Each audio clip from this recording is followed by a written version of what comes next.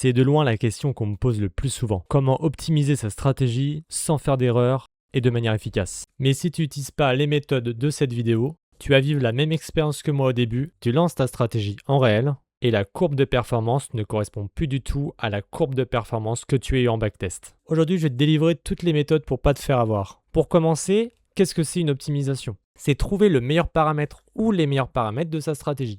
Les paramètres peuvent être variés. Ça peut être tout simplement la taille d'une fenêtre, si on utilise un indicateur.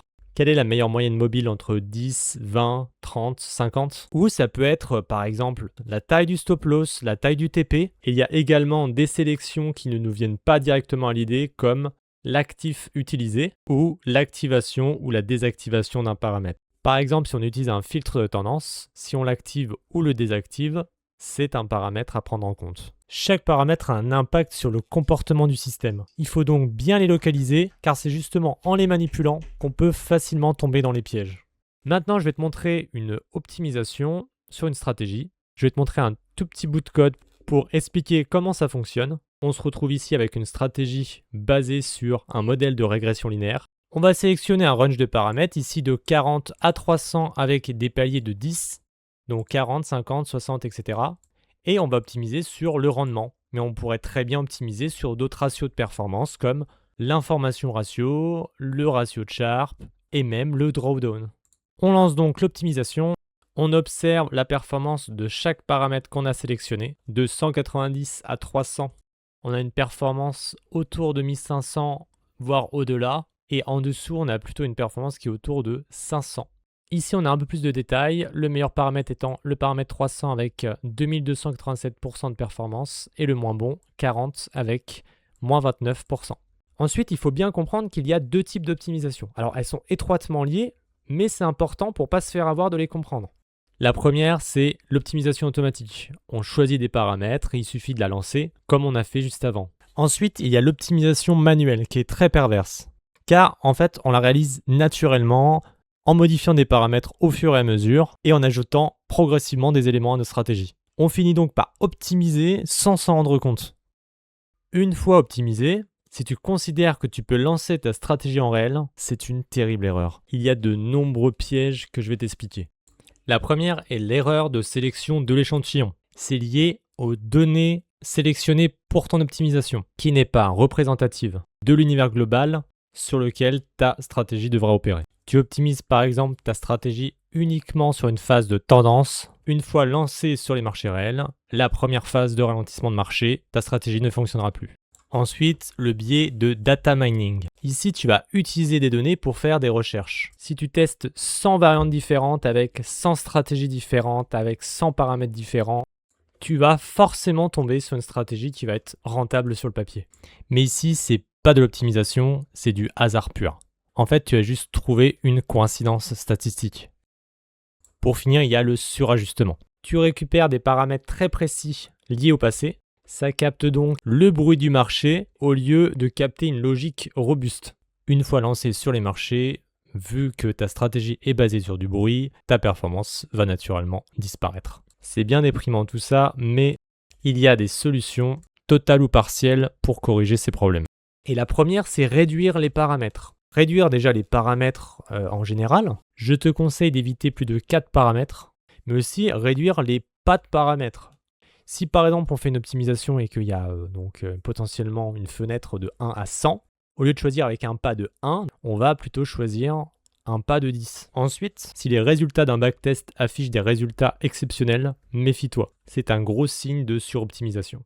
Ensuite, on a le in-sample, out-of-sample, qui est très utile et qu'on va réaliser justement après. On va optimiser nos stratégies sur un in-sample, une période donnée, puis faire un test de ces paramètres sur un out-of-sample, donc une autre période, une période externe au in-sample. C'est la méthode qui fonctionne très très bien pour permettre de savoir si on n'a pas suroptimisé sa stratégie. Et évite grandement le biais de sélection. Il faut aussi choisir des périodes qui sont les plus longues possibles et les plus variées possibles, en tendance, en range, etc. Il faut également regarder les paramètres voisins.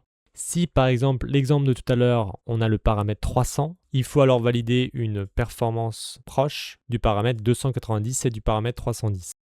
Si il y a comme une chute très proche et qu'on observe aussi que c'est un des seuls paramètres qui fonctionne, attention, on est certainement dans une suroptimisation. Il y a également la Walk Forward Optimization que je mets en place actuellement sur mes stratégies, qui va être encore plus puissante et plus robuste que le in-sample, out-of-sample, car contrairement au in-sample, out-of-sample, où tu optimises pour un seul régime de marché et tu testes sur un seul régime de marché, avec la Walk Forward Optimization, tu n'auras pas une seule mesure de performance, mais une série de performances hors échantillon.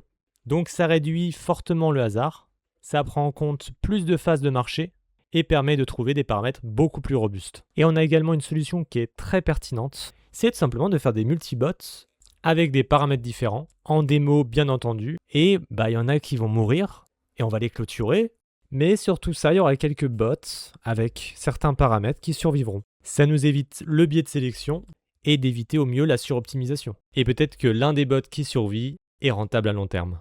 De plus, si les indicateurs de performance se dégradent une fois lancés sur les marchés, c'est aussi un signe. Donc comme promis, on va faire un in-sample et out-of-sample avec notre stratégie de régression linéaire de janvier 2000 jusqu'à juillet 2026. Et on a également des commissions de 0,1%. Le code est dans le lien en description. Comment ça va se passer les périodes? On va du coup 70% de cette période va être pour le in-sample.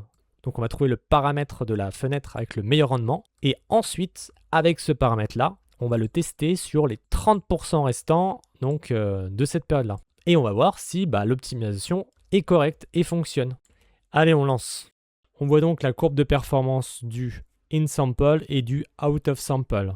Et on voit également que quand ça passe au out-of-sample, il y a à nouveau un warm-up. À noter que initialiser l'indicateur sur la période in-sample n'est pas une erreur. Elle n'influence en rien la performance du out-of-sample. On pourra le faire si on avait besoin de plus de données. Donc sur cette période du coup, 70% de 2000 jusqu'à 2018, on a bien un return de 665%. Donc sur cette grande période de 2000 jusqu'à 2018, on a trouvé 300 meilleurs paramètres. Et donc en out-of-sample, on teste maintenant sur cette période de 2018 à 2026, qui est 30%.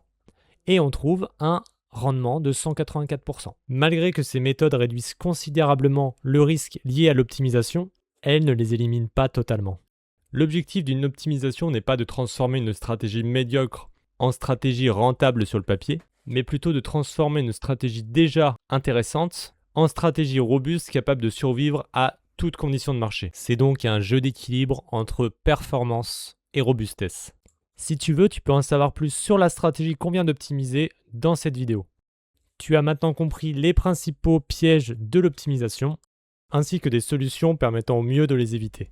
Si tu as des questions, n'hésite pas à les mettre en commentaire. Merci d'avoir regardé et à très vite.